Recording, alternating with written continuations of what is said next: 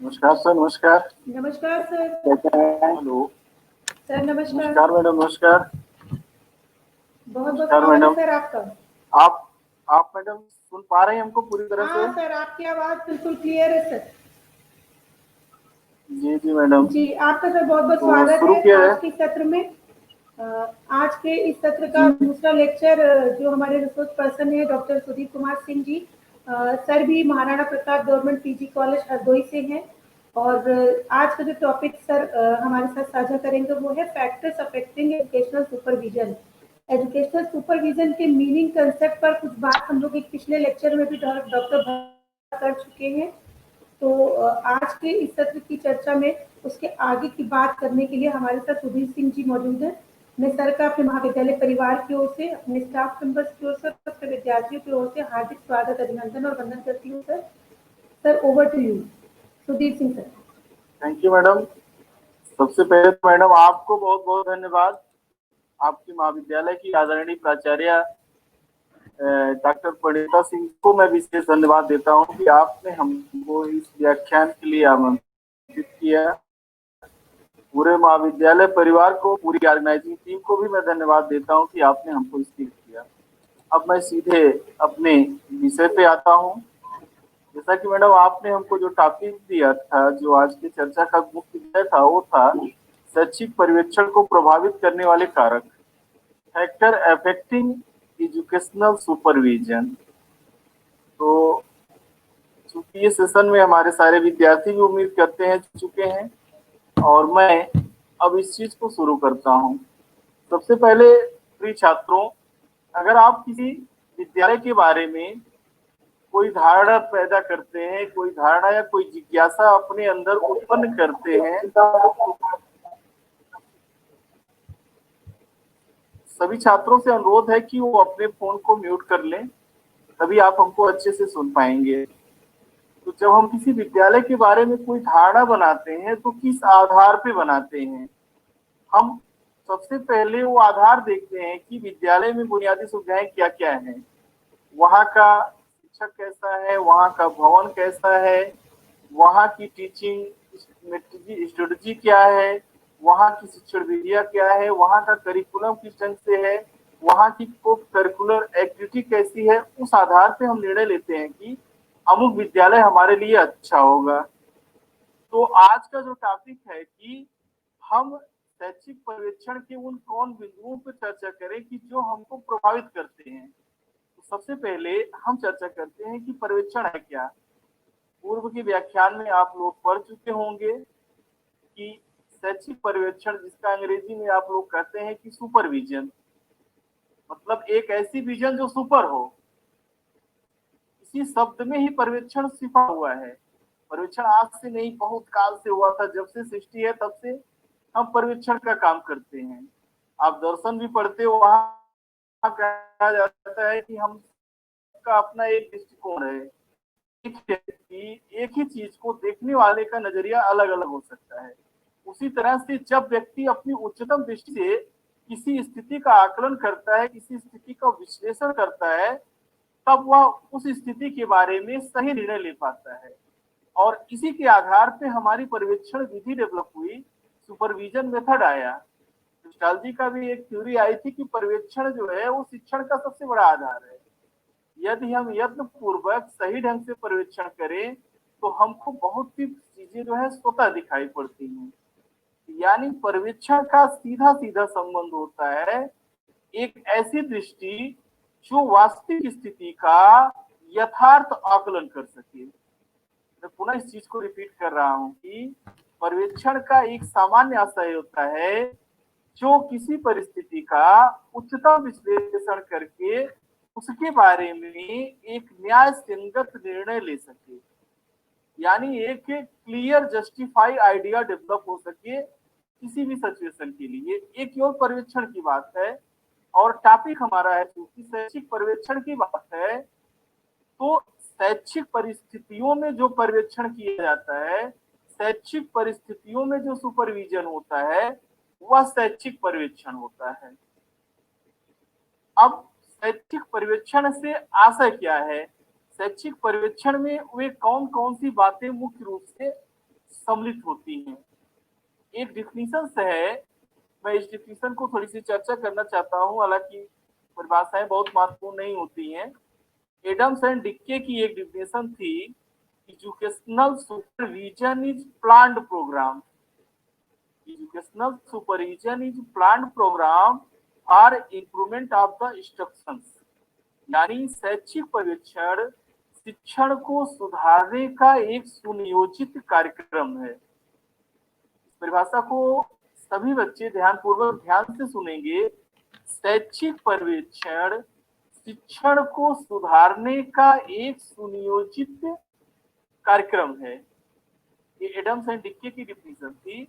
अब शिक्षण में क्या क्या सम्मिलित होता है, विद्यालय में कौन कौन सी चीजें आती हैं जिनको हमको मुख्य रूप से पर्यवेक्षण करना है, पर्यवेक्षणकर्ता कौन कौन हो सकता है, और उन पर्यवेक्षणकर्ता के लिए किस प्रकार की परिस्थितियां होनी चाहिए जिससे वो अच्छे ढंग से पर्यवेक्षण करके कोई निर्णय निकाल सके। दीपा मैडम, आवाज पूरी आ रही है?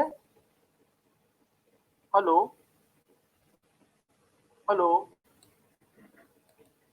यस सर आ रही है। आवाज आ रही सर? बिल्कुल सर, कंटिन्यू करिए। Thank you sir. एक्चुअली ये तकनीकी और विज्ञान का एक है, कभी कभी हम लोग लेक्चर लेते हैं पूरा लेक्चर खत्म हो जाता है और नहीं, तकनीकी विज्ञान का फायदा भी तो कुछ लोग उठा लेते हैं, अपना खाना वाना भी बनाने लगते हैं। ना बिल्कुल बिल्कुल बिल्कुल सर। तो ठीक है सर, आगे बढ़िए।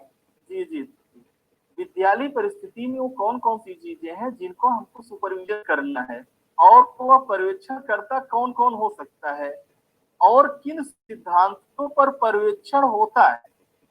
तीन चीजें आ रही हैं, पर्यवेक्षण किसका होना है, पर्यवेक्षण करता कौन है, और किन किन सिद्धांतों पर पर्यवेक्षण हो सकता है।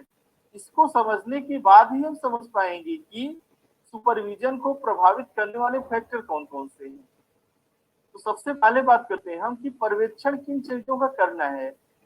आप डीबी को पढ़े होंगे, सारे बच्चे भी जानते होंगे, बीएड के बच्चे जुड़े होंगे, एमएड के बच्चे जुड़े होंगे। तो शिक्षा एक द्विध्रुवीय प्रक्रिया है। जॉन डीबी का एक छोटा सा स्टेटमेंट था जिसमें शिक्षक, शिक्षार्थी और पाठ्यक्रम की बात की गई थी। अब शिक्षक के व्यू से क्या क्या पर्यवेक्षण होना है, शिक्षक का पर्यवेक्षण कौन करेगा, शिक्षक का पर्यवेक्षण किन सिद्धांतों के आधार पर होगा। एक शिक्षक जब कक्षा में पढ़ाता है तो उसका सबसे बड़ा पर्यवेक्षण करता तो उसका विद्यार्थी होता है, इसको हम फीडबैक कहते हैं। हालांकि कोई भी विद्यार्थी अपने शिक्षक का पर्यवेक्षण, आगे चर्चा भी इसलिए हम करेंगे कि वो बहुत ईमानदारी पूर्वक नहीं करता है। हम लोग भी तमाम कोर्सेज फार्म हैं और हम लोग किसी जो है नंबर दे के चले आते हैं, 20 नंबर को बचते हैं, हमने पढ़ाया दिया। तब तो शिक्षक का पर्यवेक्षण एक तो स्टूडेंट करता है, दूसरा उस महाविद्यालय का प्रिंसिपल करेगा, तीसरा एग्जाम के बाद जो रिजल्ट आता है वो भी बताता है कि आपका जो है क्लास टीचिंग कैसी थी, आपकी शिक्षण विधि कैसी थी, आपने करिकुलम को कैसे डेवलप किया, पाठ सहायक सामग्री को कैसे निर्मित किया। ये सब सुपरविजन के बिंदु हो सकते हैं। दूसरा सुपरविजन होता है शिक्षक छात्र की अंतःक्रिया में सुधार कैसे लाया जाए, टीचर स्टूडेंट्स इंटरेक्शंस में ज्यादा से ज्यादा इंप्रूवमेंट कैसे हो। आज के समय के विद्यालय गतिविधि की जो सबसे बड़ी समस्या है, टीचर और स्टूडेंट के बीच की बढ़ती दूरी। स्टूडेंट अपने मन की बात को, अपनी जिज्ञासा को टीचर के सामने सही ढंग से नहीं रख सकता है, और टीचर भी डेडिकेशन से बच्चों को उतना पूछ नहीं पाता है। तो हमारा पर्यवेक्षण का इस समय का एक सबसे महत्वपूर्ण बिंदु हो सकता है कि टीचर स्टूडेंट के बीच वो कौन से कारक हैं, उन किन पर्यवेक्षित बिंदुओं पर किया जाए जिससे से ज्यादा हमारा जो है टीचर स्टूडेंट इंटरेक्शन बढ़ सके। अगला हो सकता है इसमें जो सुपरविजन का पॉइंट हो सकता है एक विद्यालय परिस्थिति में, हो सकता है कि कौन सी शिक्षण विधि सबसे ज्यादा प्रभावशाली हो सकती है, या एक शिक्षक कौन सी शिक्षण विधि को सबसे ज्यादा प्रयोग करे जिससे अधिगम के स्तर को ज्यादा से ज्यादा बढ़ाया जा सके। अगला कारक इसमें हो सकता है कि हमारी जो वर्तमान परीक्षा प्रणाली है यह हमारे पर्यवेक्षण का आधार बिंदु हो सकती है। छात्र फैसिलिटीज, के लिए हम क्या क्या कर सकते हैं, ये पर्यवेक्षण का आधार हो सकता है। विद्यालय का इंफ्रास्ट्रक्चर, विद्यालय का भवन है, विद्यालय की लाइब्रेरी है, विद्यालय का पुस्तकालय है, वाचनालय है, ये सब हमारे पर्यवेक्षण के बिंदु हो सकते हैं। इसके अलावा हम अपने प्रिंसिपल को भी पर्यवेक्षित कर सकते हैं। शिक्षा अधिकारी तमाम होते हैं जिनका पर्यवेक्षण शिक्षा अधिकारी प्रधानाध्यापक का प्रिंसिपल का पर्यवेक्षण करते हैं, प्रिंसिपल जो है शिक्षक का पर्यवेक्षण करता है, स्टूडेंट से तमाम फीडबैक लिए जाते हैं। और इन सब पर्यवेक्षण की करने के लिए एक पर्यवेक्षणकर्ता में वैज्ञानिक प्रवृत्ति का होना बहुत आवश्यक है। आगे चलकर पर्यवेक्षण की एक आधुनिक संकल्पना तीन थिंकर थे, जिसमें विल्स थे, कुर्टिस थे और हैरिस। विल्स, कुर्टिस और हैरिस ने पर्यवेक्षण का जो मुख्य उद्देश्य बताया, मैं थोड़ा सा इसे सीधे सीधे समराइज कर दे रहा हूँ। उन तीनों ने अपनी थ्योरीज के आधार पर, अपने रिसर्चेस के आधार पर यह बताया कि जो पर्यवेक्षण का मुख्य उद्देश्य होता है वह शिक्षण में सुधार लाना। तो ये बात पूरी तरह से सिद्ध हो गई कि पर्यवेक्षण का जो मुख्य काम है वह शिक्षण में सुधार लाना ही है।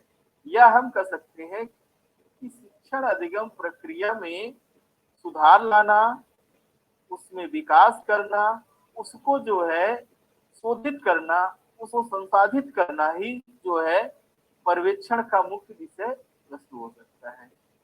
अगली चीज जो थी, बार एंड बर्टन एवं ब्रूकनर ने पर्यवेक्षण को स्पष्ट करते हुए बताया कि पर्यवेक्षण में निम्न तथ्यों को सम्मिलित किया जा सकता है। अभी हम इन चीजों को इसलिए बता रहे हैं क्योंकि जब हम इफेक्टिव फैक्टर की बात करेंगे तो इसी प्रतिमान के आधार पर हम इफेक्टिव फैक्टर के बारे में चर्चा करेंगे। तो इन्होंने कहा कि पर्यवेक्षण एक प्रकार की विशेष प्रकार की टेक्निक्स है। मतलब पर्यवेक्षण कोई सामान्य मेथड नहीं है, अपितु एक तकनीकी है जिससे हम बालक की प्रगति का ज्ञान जान सकते हैं, मतलब चाइल्ड डेवलपमेंट को हम जान सकते हैं। दूसरा इन्होंने कहा कि पर्यवेक्षण शिक्षण के सामान्य उद्देश्यों को प्रस्तुत करता है। पर्यवेक्षण, चूंकि आप लोग बीएड के स्टूडेंट हो, एमएड के स्टूडेंट हो, तो ये वेल डिफाइन है कि आप जनरल एम्स के बारे में, जनरल सुधीर सर एक मिनट सर डिस्टर्ब करेंगे आपको। सुधीर सर आपका फेस नहीं दिख रहा था वीडियो में। मैडम बिल्कुल जी ठीक मैडम, आ गया? हाँ अभी ठीक है सर, अभी ठीक है। Thank you.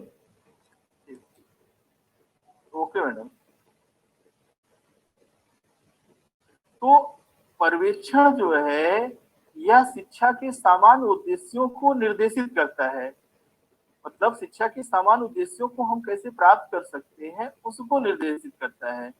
और उन्होंने कहा, स्पेशली जो है अमेरिका की रिसर्च थी, इसमें कहा कि शिक्षण अधिगम प्रक्रिया को, टीचिंग लर्निंग प्रोसेस को इफेक्टिव बनाने का काम करता है और अधिगम प्रक्रिया में सुधार हेतु पर्यवेक्षण एक महत्वपूर्ण कारक है।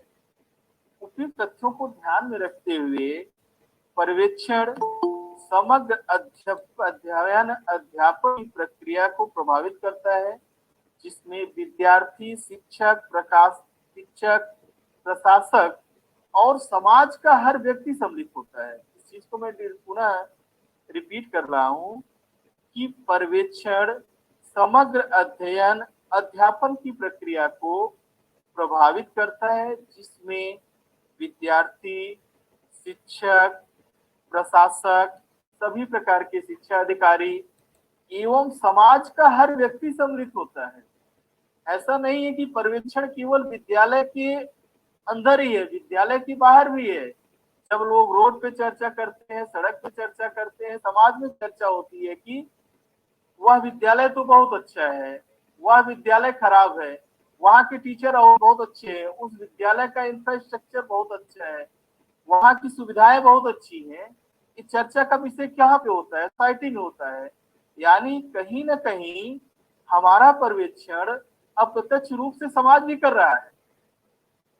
तो आगे चलकर इन सारे बिंदुओं को अमेरिका का जो शिक्षा संगठन था उसने इसको जो है कंक्लूड किया कि सर्वेक्षण के अंतर्गत शिक्षण की कुशलता को जाना जाता है, बालक की आवश्यकता के ज्ञान को जाना जाता है, सीखने की परिस्थितियों का मूल्यांकन होता है, पाठ्यक्रम का निर्माण एवं सुधार कैसे किया जाए, शिक्षकों की व्यावसायिक प्रतिबद्धता को कैसे बढ़ाया जाए, लीडरशिप को कैसे डेवलप किया जाए, सहायक सामग्री का निर्माण कैसे किया जाए, ट्रांसफर ऑफ लर्निंग कैसे हो, मतलब अपने ज्ञान को विद्यार्थियों तक कैसे पहुंचाया जाए, ये सब पर्यवेक्षण के बिंदु हो सकते हैं। अब आगे चलकर हम इस पे चर्चा करेंगे कि पर्यवेक्षण के लिए किन सिद्धांतों का अनुपालन किया जाए कि हमारा पर्यवेक्षण एकदम निरपेक्ष हो और उससे जो हमको निष्कर्ष मिले वह हम एक सामान्य जनसंख्या पर अप्लाई कर सकें। आज के समय में जो सबसे बड़ी समस्या है वह है कि एक व्यक्ति, शिक्षक, विद्यार्थी या समाज का जो भी व्यक्ति है उसका निरपेक्ष रहना।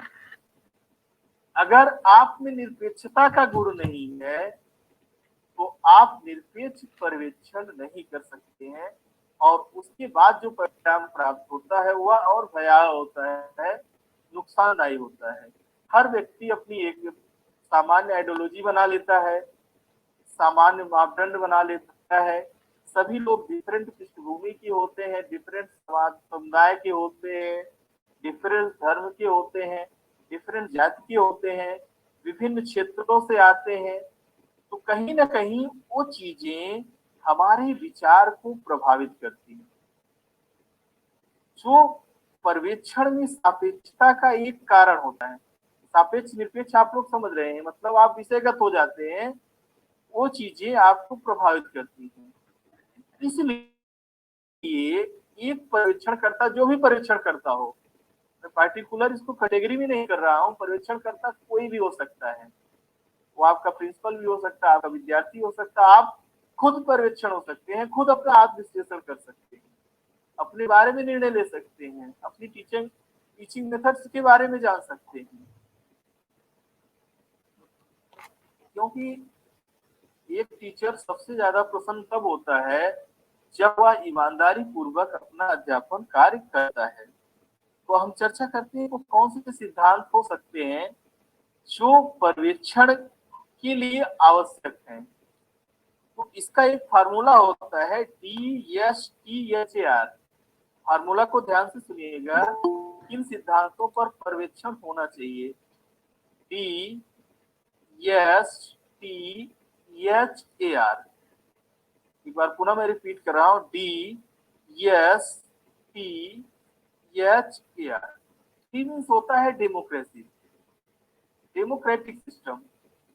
डेमोक्रेटिक का मतलब होता है कि व्यक्ति जो है जनतंत्री मूल्यों से ओतप्रोत हो, चाहे वो समाज का जो भी व्यक्ति हो, जो भी विद्यार्थी हो, जो भी शिक्षक हो, जो भी समाज के पर्यवेक्षणकर्ता की सुपरवाइजर की भूमिका में जो भी हो, उनका जो सिद्धांत होना चाहिए, उनकी जो आइडियोलॉजी होनी चाहिए, वह व्यक्तिगत न हो कि वो जनतंत्री मूल्यों पर आधारित हो।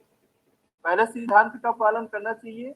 जनतंत्री मूल्य का मतलब होता है कि डी का मतलब हो गया आपका डेमोक्रेटिक, अर्थात हम जो है समानता का भाव रखेंगे, स्वतंत्रता, समानता और बंधुत्व की संकल्पना से काम करेंगे। इसके बाद होता है यस, DS। यस का मतलब होता है साइंटिफिक अप्रोच, मतलब आपका जो देखने का नजरिया हो, आपकी जो दृष्टि हो, वो वैज्ञानिक तरीके से समाज को देखती हो। जहां विज्ञान है वहां प्रयोग होता है, और जहां प्रयोग होता है वहां अंधविश्वास नहीं होता। वहां हाइपोथेसिस होती है, वहां पे जो निर्णय निकलेगा वह जस्टिफाई होता है, वह विभिन्न विधियों द्वारा सिद्ध होता है। तीसरा होता है T आपका आता है, जिसको हम कहते हैं टेक्निक्स, तकनीक। आप किन तकनीकों का प्रयोग करते हैं पर्यवेक्षण में। समय बदल रहा है, पहले के लोग बहुत ज्यादा ईमानदार थे, लोगों में वैल्यूज ज्यादा थे, इसलिए पर्यवेक्षण का रिजल्ट भी बहुत अच्छा आता था। लेकिन आज समय बदल रहा है, उस ढंग की चीजें नहीं रह गई, कहीं ना कहीं हम जो है धीरे धीरे हम लोगों में पक्षपात आ रहा है। तो इसलिए हम ज्यादा से ज्यादा तकनीक का प्रयोग करें, हम पर्यवेक्षण के लिए विभिन्न प्रकार के टूल्स बनाएं और उन टूल्सों के आधार पर हम डाटा कलेक्ट करें, तो हमको जो परिणाम मिलेगा वो निश्चित रूप से एक नया अध्याय लिखेगा। अगला फार्मूला है यच। यच मतलब होता है हेल्थ। आप पर्यवेक्षण के लिए एक आप सहयोगात्मक माहौल तैयार करिए, एक ऐसा माहौल, एक ऐसा एटमॉस्फियर हो जिसमें सहयोगी प्रवृत्ति का ज्यादा से ज्यादा प्रयोग हो, हेल्पिंग नेचर हो, अधिनायकवाद आपके अंदर ना आने पाए, निरंकुशता ना हावी होने पड़े, तब आप जाके पर्यवेक्षण सही से कर पाएंगे। अगला है इसमें AR। AR दो शब्द है जिसको हम लोग कहते हैं, आप लोग रिसर्च के विद्यार्थी एमएड वाले होंगे, एक्शन रिसर्च।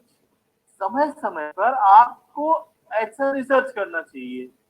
एक्शन रिसर्च का सीधा सीधा उस चर्चा का विषय नहीं है। एक्शन रिसर्च का मतलब होता है कि हम तात्कालिक समस्याओं का समाधान ढूंढते हैं, वो चाहे विद्यालय परिवार की जो भी तात्कालिक समस्याएं हैं उसका समाधान ढूंढते हैं।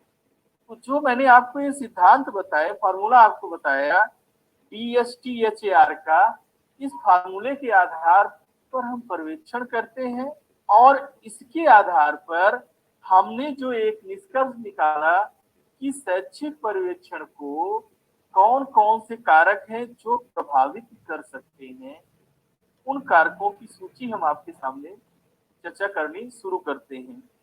एक पर्यवेक्षणकर्ता जब पर्यवेक्षण करता है, ध्यान से सुनिएगा, एक पर्यवेक्षणकर्ता जब पर्यवेक्षण करता है तो बहुत से ऐसे कारक हैं जो अप्रत्यक्ष रूप से पर्यवेक्षणकर्ता को प्रभावित करते हैं, जिससे हमको शिक्षण के वास्तविक उद्देश्यों की प्राप्ति नहीं हो सकती। एक विद्यालय गतिविधि का क्या उद्देश्य हो सकता है? ज्यादा से ज्यादा हमारा अधिगम स्तर बढ़े, विद्यालय समुन्नत हो, ये सब चीजें हो सकती हैं।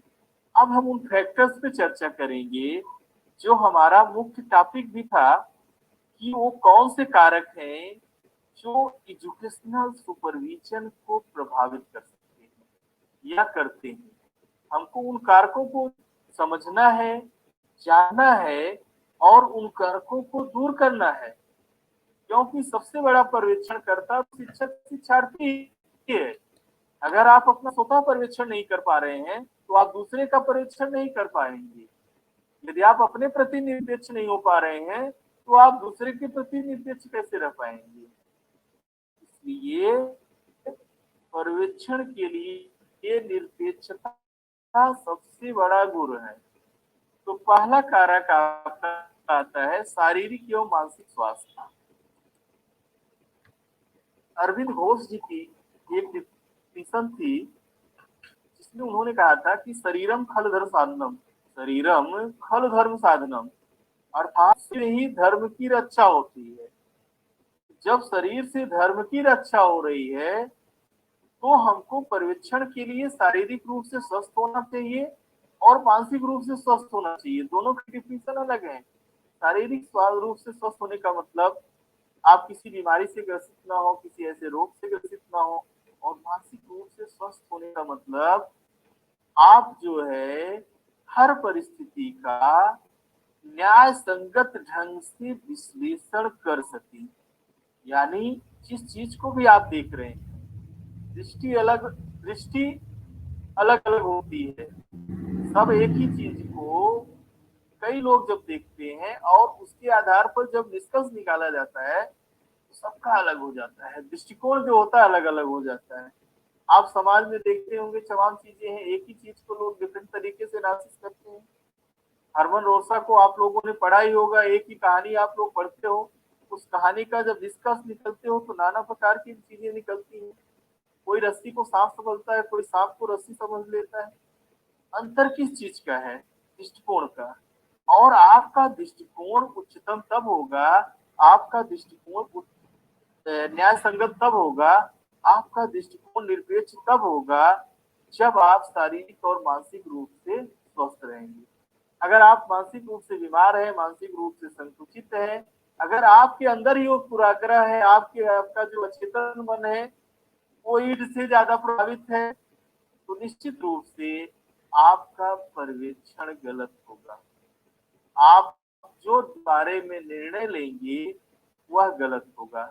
इसलिए एक पर्यवेक्षणकर्ता को शारीरिक और मानसिक रूप से स्वस्थ होना चाहिए। अगला जो कारक प्रभावित करता है वह है जनतंत्री दृष्टिकोण का अभाव।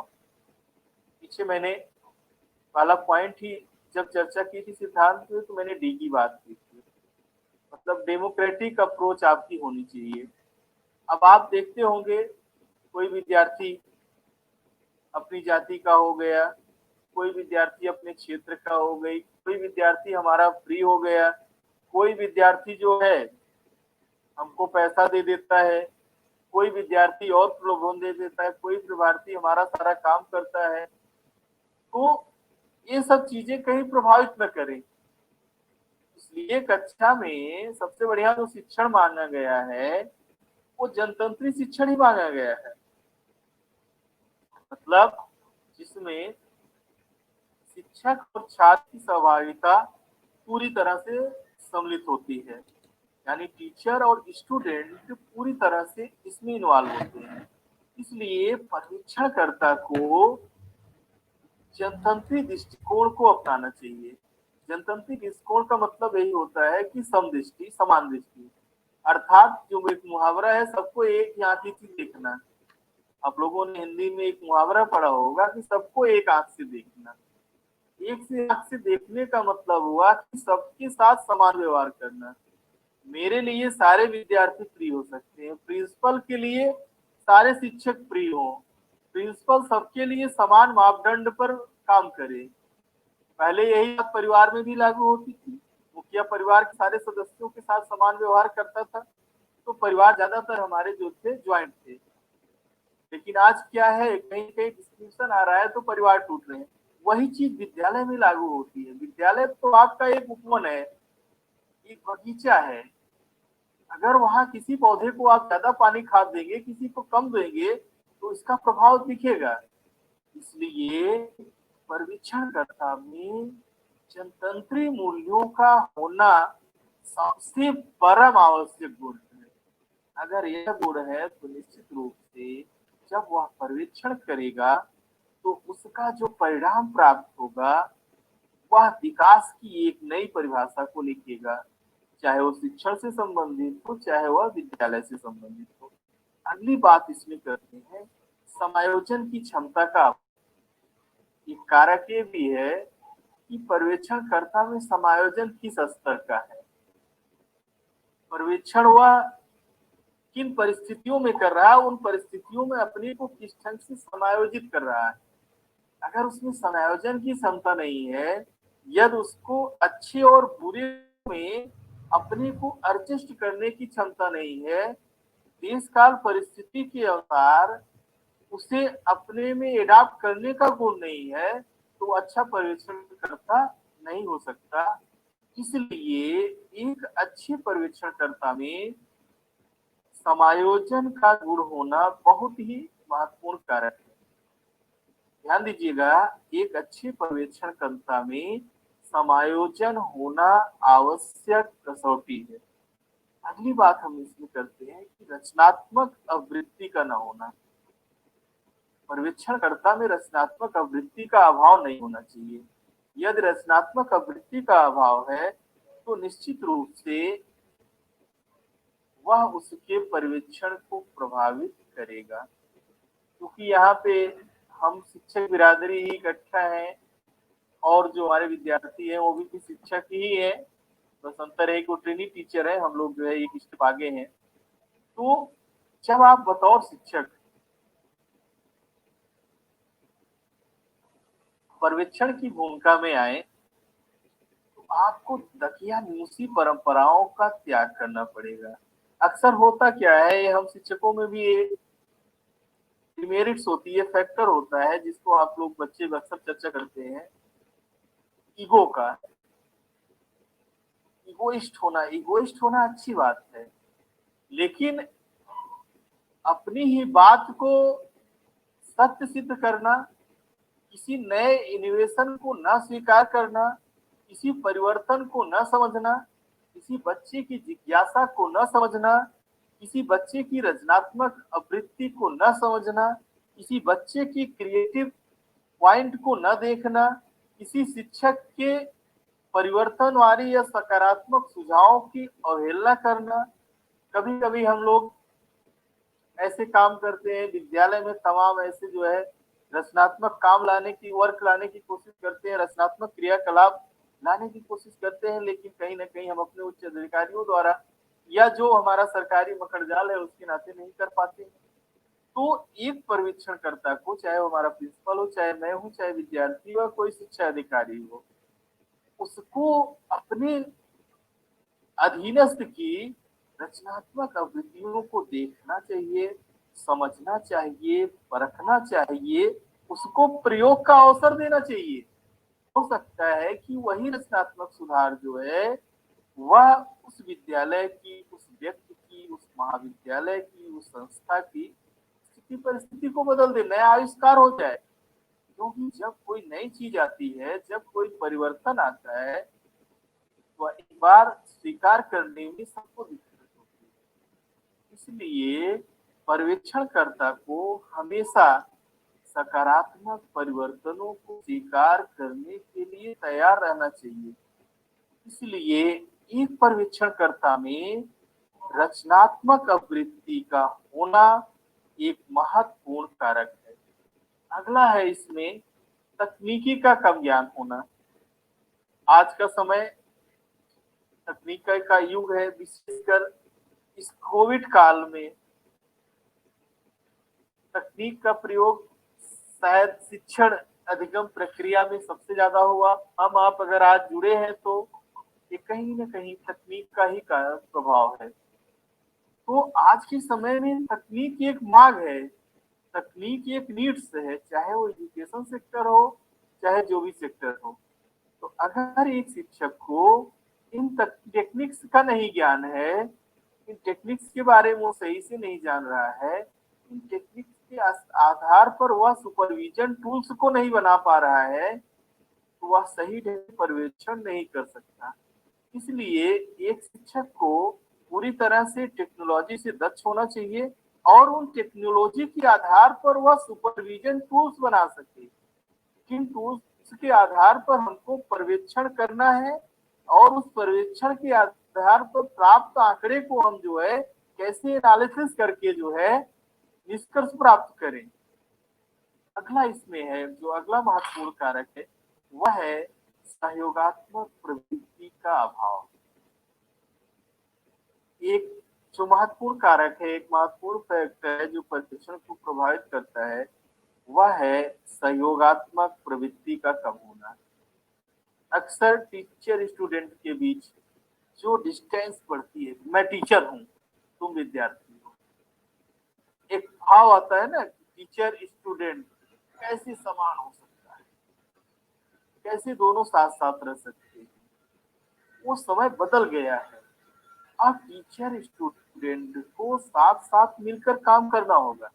अगर शिक्षक में सहयोगात्मक प्रवृत्ति नहीं है, वह विद्यार्थी के प्रति सहयोगी भाव नहीं रखता है, तब तक वह उसका पर्यवेक्षण सही से नहीं कर सकता। पर्यवेक्षण सभी विद्यार्थी अपनी जिज्ञासा को तभी अच्छे ढंग से प्रदर्शित करता है जब आप उसके साथ मित्रों व्यवहार करेंगे। किसी की अच्छाई बुराई जानना हो तो सबसे पहले उसका सबसे करीबी मित्र बनो। जब तक आप मित्र नहीं बनेंगे तब तक आप उसकी मनोदशा को नहीं जान सकते। इसलिए शिक्षक में या प्रधानाचार्य या प्रिंसिपल्स में या शिक्षा अधिकारी में क्या होना चाहिए? मित्रता का भाव होना चाहिए, सहकारी प्रवृत्ति का भाव होना चाहिए, सहयोगात्मक प्रवृत्ति का भाव होना चाहिए, ताकि वह अपने बालक के अंतः मन को जान सके।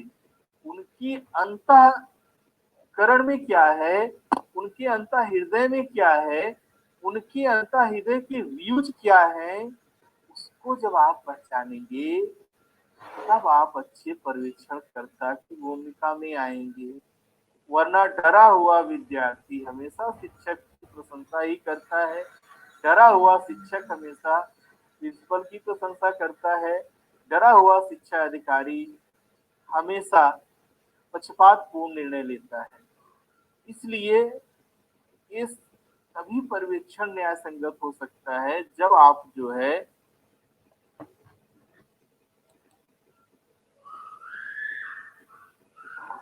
जब आप सहकारी प्रवृत्ति को अपनाएंगे। अगला जो कारक है वो यह है कि शिक्षक में व्यावसायिक दक्षता का अभाव। प्रोफेशनल स्किल्स की बात हम करते हैं। प्रोफेशनल अक्सर कहते हैं कि टीचर में व्यावसायिक अप्रोच का अभाव है। व्हाट डू यू मीन व्यावसायिक approach? What do you professional skills? क्या है? बार बार आता है हमेशा। टीचर्स में जो है ये सब चीजें होनी चाहिए। उसमें व्यावसायिक दक्षता किस प्रकार से हम लाएं? व्यावसायिक दक्षता का मतलब ये होता है कि आपकी भूमिका क्या है, आपका रोल क्या है, आपको महाविद्यालय में रोल कौन सा प्रदान किया गया है, किस ढंग के रोल को आप प्ले कर रहे हो, उस रोल को आप कितने जीवंत ढंग से जी पा रहे हो। मतलब विद्यार्थी शिक्षक का रोल क्या है? वो समय से विद्यालय आए, समय से अपनी क्लास में जाए, उपयुक्त शिक्षण विधियों का प्रयोग करे, उपयुक्त पाठ सहगामी क्रियाओं का प्रयोग करे और ज्यादा से ज्यादा करिकुलम को बच्चों तक ट्रांसफर कर सके। जो चीज उसको बताना चाहता है, जो सिखाना चाहता है, उपयुक्त शिक्षण विधियों द्वारा बच्चों को सिखा सके। अगर वह यह काम सही ढंग से कर पा रहा है तो निश्चित रूप से वह एक प्रोफेशनल टीचर है। अगर ये काम नहीं कर पा रहा है तो प्रोफेशनल टीचर नहीं है। तो प्रोफेशनल टीचर्स का मतलब होता है कि अपने दायित्वों का ईमानदारी पूर्वक निर्वहन करना। प्रोफेशनल टीचर्स का मतलब होता है कि आपके अंदर वो सारी स्किल्स हो जो एक शिक्षक के लिए आवश्यक है और आप परिवर्तनकारी प्रवृत्तियों को भी जानें। आप जो है समसामयिक रूप से अपडेट भी रहें। अगर ये प्रवृत्ति आप में है तो आप एक अच्छे पर्यवेक्षणकर्ता हो सकते हैं। अगर इस प्रवृत्ति का अभाव है, यह प्रवृत्ति कम है, तो निश्चित रूप से यह आपके पर्यवेक्षण को प्रभावित करेगा। अगला इसमें यह है कि विश्लेषणात्मक क्षमता का अभाव। ये निश्चित रूप से बहुत बड़ा कारक है, क्योंकि दृष्टि और दृष्टिकोण का ही मामला है। सुपरविजन में आपकी विजन जो है सुपर हो, मतलब दिव्य विजन, दिव्य दृष्टि। कहते नहीं कि भगवान ने आपको क्या दिव्य दृष्टि दे दी है। अक्सर हम लोग जब चर्चा करते हैं किसी बात पे कहते हैं ना कि हमको दिव्य दृष्टि प्राप्त हो गई। भगवान कृष्ण ने जो है संजय को दिव्य दृष्टि दे दी। दिव्य दृष्टि का मतलब होता है कि आप सामान्य से ऊपर, औसत से ऊपर और नवीन निष्कर्ष के बारे में सोच रहे हैं। तो अगर पर्यवेक्षणकर्ता में एनालिटिकल अप्रोच नहीं है, मतलब वह किसी चीज को देखे और देखकर कोई निष्कर्ष निकाले और एक ऐसा निष्कर्ष निकाले जिससे बच्चों में सुधार हो सके, शिक्षण अधिगम प्रक्रिया में सुधार हो सके। जैसे फॉर एग्जाम्पल, कक्षा में कोई विद्यार्थी हमेशा विलंब से पहुंचता है, तो उस समय शिक्षक की दृष्टिकोण कैसा हो सकता है? आता है आपकी शिक्षण रुचि आती है एग्जाम में कि विद्यार्थी कक्षा में देर से आता है, तो आप क्या करेंगे? तो क्या करेंगे? सबसे उपयुक्त कारक क्या है? शिक्षक को क्या करना चाहिए? सबसे पहले उस एनालिटिकल अप्रोच है, दिव्य दृष्टि वाली बात हो रही है यहाँ पे। सुपरविजन, मतलब सुपरविजन भी है और उसको सुनना है अपनी विजन को, दृष्टिकोण को व्यापक बनाना है। और वह दृष्टिकोण मेरे बच्चों, वह दृष्टिकोण ही आपका जब उसमें विश्लेषणात्मक प्रवृत्ति ज्यादा से ज्यादा होगी। जब आप ज्यादा से ज्यादा तर्क करेंगे, विद्यार्थी विलंब से आ रहा है तो इसका पर्यवेक्षण का सबसे बड़ा कारण हो सकता है आप सबसे पहले उसकी पृष्ठभूमि को जानिए, उस विद्यार्थी की केस हिस्ट्री को जानिए, उस विद्यार्थी की केस हिस्ट्री को रीड करिए, उसकी सामाजिक पृष्ठभूमि को जानने का प्रयास करिए, उसकी आर्थिक पृष्ठभूमि को जानने का प्रयास करिए, उसकी स्वास्थ्य संबंधी पृष्ठभूमि को जानिए। फिर आप यह पता लगाइए किस कारण से लेट आ रहा है। यदि वो लापरवाही कर रहा है तो उसमें आप दंड भी दे सकते हैं, लेकिन किसी विशेष कारण से वह लेट नहीं आ रहा है तो फिर उसके लिए आप रिमीडियल तमाम उपाय हैं जो किए जा सकते हैं। और इस आधार पर जब पर्यवेक्षण करके उसके बारे में आप कोई निर्णय लेंगे, और निर्णय लेने के बाद जो है आप जिस विधि का चयन करेंगे वो उपयुक्त विधि होगी। इसलिए दृष्टिकोण को व्यापक बनाने के लिए आप में विश्लेषणात्मक प्रवृत्ति का होना नितांत आवश्यक है।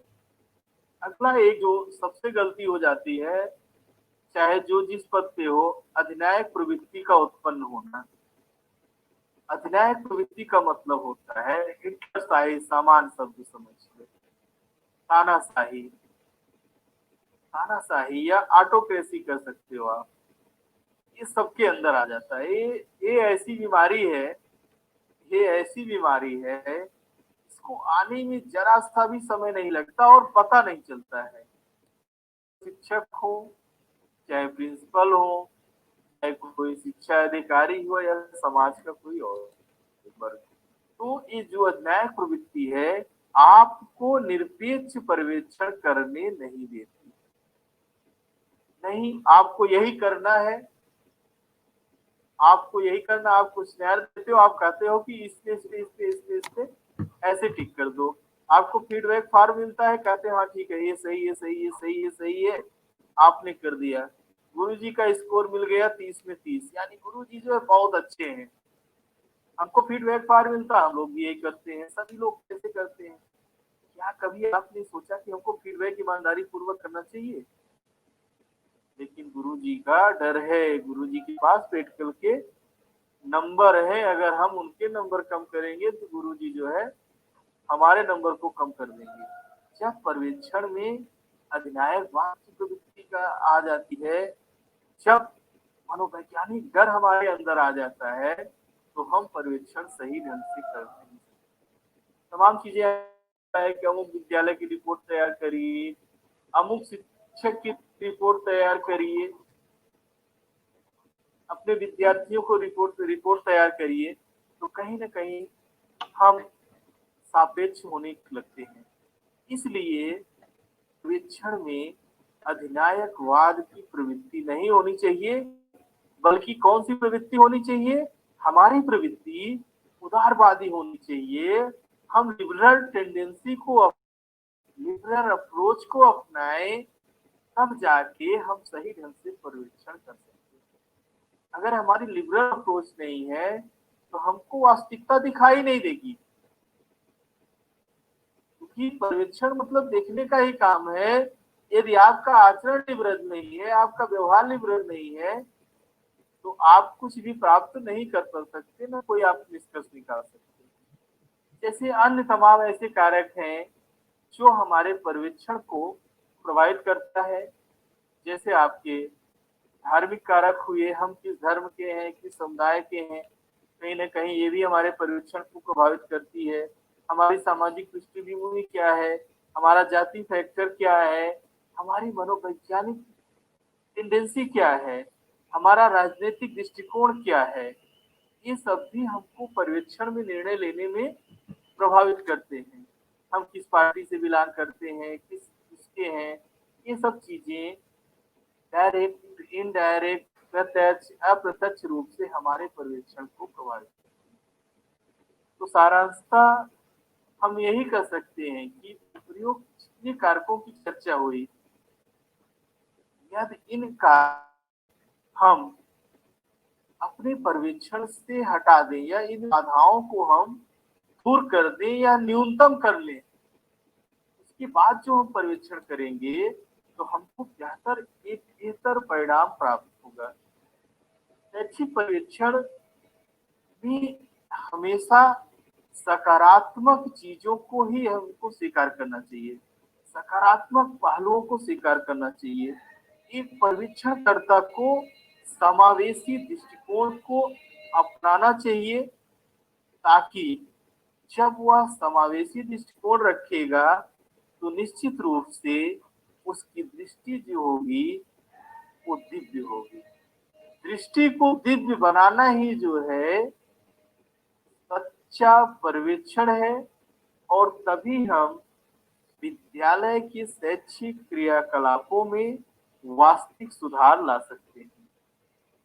और जो अगली महत्वपूर्ण चीज इसमें है पर्यवेक्षण में, ये है कि जो मैं पूरी तरह से अपने लेक्चर को मैं दीपा जी सारांशित कर रहा हूँ, और इस सारांशित लेक्चर की जो एक लाइन है, पूरे जो लेक्चर का जो सार है, जो मुझे लगा, जो मुझे प्राप्त हुआ, जो मैं अक्सर अपने लेक्चर्स में बोलता हूँ, और जो ये प्रोबल से प्रभावित भी है कि हम सभी इस विद्यालय रूपी उपवन के मालिक हैं। ध्यान दीजिएगा, हम सभी इस विद्यालय रूपी उपवन के मालिक हैं। अब यहाँ केवल शिक्षक ही नहीं माली है, शिक्षक भी माली है, हमारे विद्यार्थी भी माली हैं, और हमारा प्रिंसिपल भी माली है, ये सोसाइटी भी कहीं न कहीं दूर से माली है। और विद्यालय का चतुर्दिक विकास तभी हो सकता है जब शिक्षक, छात्र, प्रशासक, समाज के सभी जिम्मेदार व्यक्ति निरपेक्ष होकर पर्यवेक्षण का कार्य ईमानदारी एवं सत्यनिष्ठा पूर्वक करें, तो निश्चित रूप से हम विकास का एक नया प्रतिमान स्थापित कर सकते हैं, शिक्षण अधिगम प्रक्रिया में एक नया आयाम ला सकते हैं, शिक्षण के नवीन उद्देश्यों को प्राप्त कर सकते हैं, शिक्षण विधियों को और ज्यादा से ज्यादा रोचक बना सकते हैं, जिससे हमको ज्यादा से ज्यादा अधिगम का लेवल बढ़ा सकते हैं, अधिगम में ज्यादा से ज्यादा उन्नयन कर सकते हैं, पाठ्यक्रम में सुधार ला सकते हैं, अपनी परीक्षा प्रणाली को ज्यादा से ज्यादा वस्तुनिष्ठ बना सकते हैं, अपनी मूल्यांकन प्रणाली को ज्यादा से ज्यादा वस्तुनिष्ठ प्रदान कर सकते हैं। अगर ये सारी चीजें सभी लोग सही से करें तो निश्चित रूप से हम शिक्षण में एक नवीन प्रतिमान को स्थापित कर सकते हैं। इसी के साथ मैं अपने व्याख्यान को समाप्त करता हूं, और मैं एक बार पुनः महाविद्यालय की प्राचार्य एवं इस व्याख्यानमाला की आयोजक डॉक्टर दीपा अवस्थी जी और उनकी पूरी टीम को जो है बहुत बहुत साधुवाद देता हूँ कि उन्होंने जो है हमको ये सुअवसर प्रदान किया, और उम्मीद करते हैं कि आगे भी आप लोग मुझे अपने विद्यालय परिवार से जोड़ेंगे। धन्यवाद। बहुत बहुत धन्यवाद सर। बहुत विस्तार पूर्वक आपने पर्यवेक्षण को प्रभावित करने वाले सारे कारकों और अन्य जुड़ी जितनी अवधारणाएं उन पर बहुत अच्छे से प्रकाश डाला सर। किसी विद्यार्थी का कोई प्रश्न हो तो वो चैट बॉक्स में डाल सकते हैं, या अपना माइक अनम्यूट करके भी पूछ सकते हैं अगर किसी का कोई प्रश्न है तो। राजमाला, आपकी कल कोई क्वेरी थी? हाँ सर, राजमाला का ही एक प्रश्न भी है सर कि टीचर, प्रिंसिपल और स्टूडेंट सब अपने लेवल पर सुपरवाइजर का काम करते हैं, तो क्या स्कूल और कॉलेज में इनमें सुपरवाइजर के लिए अलग से कोई पोस्ट भी होती है क्या? अभी तो मैडम अपने यहाँ यूपी में तो ऐसा नहीं है, लेकिन दिल्ली में कुछ कुछ कॉलेजों में SCRT वगैरह में सुपरवाइजर नियुक्त किए जाते हैं, दिल्ली बोर्ड में। यहाँ नहीं है, अपने यहाँ यूपी में नहीं madam. Okay sir, thank you sir. कोई और किसी का प्रश्न हो तो पूछ सकते हैं आप लोग। यदि कोई और प्रश्न है तो सर से पूछ सकते हैं आप लोग अपने क्वेरी को। धन्यवाद ही प्राप्त हो रहे हैं। लेक्चर अच्छा होता है तो धन्यवाद मिलते ही है। बहुत बहुत शुक्रिया सर आपका। मैं हमारे कलीग डॉक्टर नितिन सर को आमंत्रित करना चाहूंगी कि वो डॉक्टर सुदीप कुमार सिंह सर का ऑफिशियल वोट ऑफ थैंक्स हमारे कॉलेज फ्रेटर्निटी की तरफ से करें। डॉक्टर नितिन सर, मेरी आवाज पहुंच रही है? Thank you ma'am ji thank you ma'am. निश्चित ही जब कंटेंट क्लियर होता है तो धन्यवाद भी मिलता है, कोई कम होती है। जब कंटेंट क्लियर नहीं होता तो कोई बढ़ती है। मैं डॉक्टर सुधीर कुमार सिंह सर का धन्यवाद करता हूँ। सर आपने महाव्याख्यान माला को अपने व्यस्तम शेड्यूल से कुछ समय प्रदान किया, इसके लिए हम सभी आभारी हैं। सर ने शैक्षिक पर्यवेक्षण में भूमिका निभाने वाले कारकों को बड़े ही व्यवहारिक ढंग से व प्रभावी भाषा शैली में संकेत किया। जैसा कि यह टॉपिक हमारे पाठ्यक्रम में भी है, इसलिए संबंधित छात्र आगामी परीक्षा में अधिक लाभान्वित होंगे। सर मैं पुनः आपको अपने छात्रों, शिक्षकों व महाविद्यालय परिवार की ओर से धन्यवाद ज्ञापित करता हूँ। साथ ही इस व्याख्यान माला की माली डॉक्टर दीपावती जी को भी ऐसे व्याख्यान माला आयोजित करने के लिए धन्यवाद करना चाहूंगा। मैं आपके प्रयासों से ही हम सभी इतने कुशल प्राध्यापकों, शिक्षा शास्त्रियों के विचारों को सुनकर लाभान्वित हो पा रहे हैं। ये आप ही है जिस कारण हम और हमारे छात्र डॉक्टर सुधीर कुमार सिंह सर व अन्य वक्ताओं के विचारों से अभिषित हो रहे हैं, लाभान्वित हो रहे हैं तथा ऑनलाइन माध्यम से प्रत्यक्षता रूबरू भी हो रहे हैं। सर के साथ साथ डॉक्टर दीपा मैम आपसे भी बहुत बहुत धन्यवाद। बहुत बहुत शुक्रिया। Thank you sir, thank you Deepa madam, thank you sir. निश्चित रूप से आपको आगे भी महाविद्यालय की अन्य गतिविधियों में हम लोग अपने साथ जोड़ेंगे और हमारे छात्र आपसे लाभान्वित होंगे। और जो माली शब्द का प्रयोग करने किया उसके लिए बहुत बहुत शुक्रिया। और वास्तविक माली हमारे महाविद्यालय के हमारे प्राचार्य मैडम है, जो हम सभी को लगातार प्रोत्साहित करती रहती हैं कुछ ना कुछ गतिविधियां लगातार करने के लिए विद्यार्थियों के हित में। तो मैं सर ने अभी बताया ना शिक्षक भी माली होता है ना, तो जी बिल्कुल आप भी माली है, हम भी माली है, सभी माली है। और हमारे स्कूल इस पूरे परिचर्चा में जुड़े रहे हमारे विद्यार्थी, उनका भी बहुत बहुत धन्यवाद। आज का सत्र की समाप्ति हम यहीं पर करते हैं और कल के सत्र में 11 बजे एक बार पुनः 2 अन्य वक्ताओं के साथ हम फिर से एक बार एकत्र होंगे। तब तक के लिए आप सबका धन्यवाद। एक बार फिर से सुधीर सर आपका बहुत बहुत धन्यवाद। Thank you madam, thank you.